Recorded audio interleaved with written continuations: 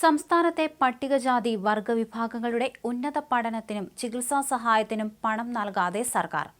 വിദ്യാഭ്യാസത്തിനും ചികിത്സയ്ക്കും ഉൾപ്പെടെ പട്ടികജാതി വർഗവിഭാഗങ്ങൾക്ക് സർക്കാർ നൽകാനുള്ളത് 158 കോടി രൂപയാണ്. ബജറ്റിൽ ഉൾക്കൊള്ളിക്കുമെങ്കിലും മറ്റു കാര്യങ്ങൾക്കായി ഫണ്ട് വകമാറ്റുന്നതാണ് കോടികളുടെ കുടിശ്ശിക വരാൻ കാരണം. ഗ്രാന്റുകളും സ്കോളർഷിപ്പുകളും മുടങ്ങിയതിനെ തുടർന്ന് കഴിഞ്ഞ 2 വർഷത്തിനുള്ളിൽ പഠനം അവസാനിപ്പിച്ചത് ദളിത് വിഭാഗത്തിൽപ്പെട്ട 150-ലേറെ UG, PG വിദ്യാർത്ഥികളാണ്. പോസ്റ്റ് മെട്രിക് തലത്തിൽ പഠിക്കുന്ന പട്ടികവർഗ വിദ്യാർത്ഥികൾക്ക് സ്കോളർഷിപ്പ് ഇനത്തിൽ നൽകാനുള്ളത് 9.42 കോടി രൂപയാണ്. പട്ടികവർഗ വിഭാഗങ്ങൾക്ക് മിശ്ര വിവാഹ ധനസഹായമായി 91.75 ലക്ഷം രൂപയും നൽകാനുണ്ട്. പട്ടികജാതി വിഭാഗത്തിൽപ്പെട്ടവർക്ക് വിവിധ വകുപ്പുകളിലായി 147.78 കോടി രൂപ നൽകാനുണ്ട്.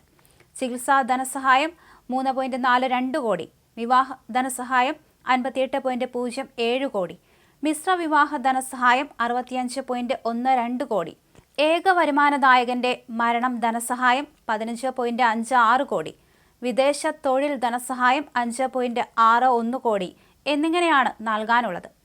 എല്ലാ ബജറ്റിലും സംസ്ഥാന സർക്കാർ കോടികളാണ് പട്ടികജാതി വർഗ വിഭാഗങ്ങൾക്കായി നീക്കിവെക്കുന്നത്. എന്നാൽ അതൊന്നും ഫലപ്രദമായി വിനിയോഗിക്കപ്പെടുന്നില്ല. തദ്ദേശ സ്ഥാപനങ്ങളിൽ പട്ടികജാതി ഉപപദ്ധതികൾക്കും പട്ടികവർഗ ഉപപദ്ധതികൾക്കുമായി നീക്കിവെക്കുന്ന വിഹിതവും പൂർണ്ണമായി തന്നെ നഷ്ടപ്പെടുകയാണ്. തലസ്ഥാന ജില്ലയിലെ തിരുവനന്തപുരം നഗരസഭ കഴിഞ്ഞ വർഷം ഈ ഇനത്തിൽ ലഭിച്ച 1 രൂപ പോലും ചെലവഴിച്ചിട്ടില്ല. സർക്കാർ ഉത്തരവ് പ്രകാരം വിദ്യാഭ്യാസ സ്ഥാപനങ്ങൾക്ക് നൽകേണ്ട ട്യൂഷൻ ഫീസ്, വിദ്യാർത്ഥികൾക്ക് നൽകേണ്ട അലവൻസ്, പരീക്ഷാ ഫീ എന്നിവയെല്ലാം ചേർത്ത് വർഷാവസാനം നൽകുമെന്നാണ് പറഞ്ഞിരുന്നതെങ്കിലും ഇതുവരെയും അതും പൂർണ്ണമായി നൽകിയിട്ടില്ല.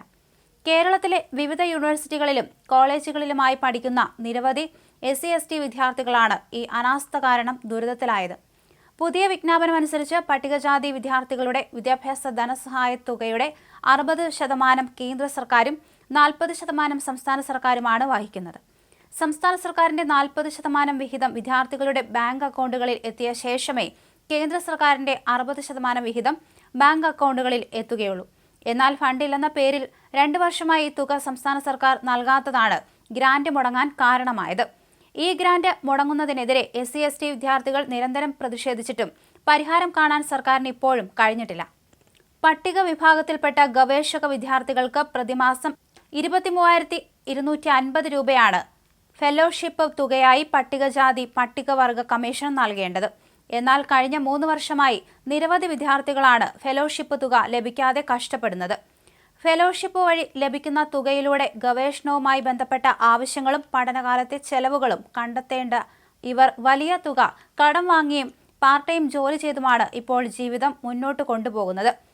ഈ ഗ്രാന്റ് സംബന്ധിച്ച കാര്യങ്ങൾക്ക് സർക്കാർ തലത്തിൽ ഒരു മോണിറ്ററിംഗ് സംവിധാനം നിലവിലില്ല.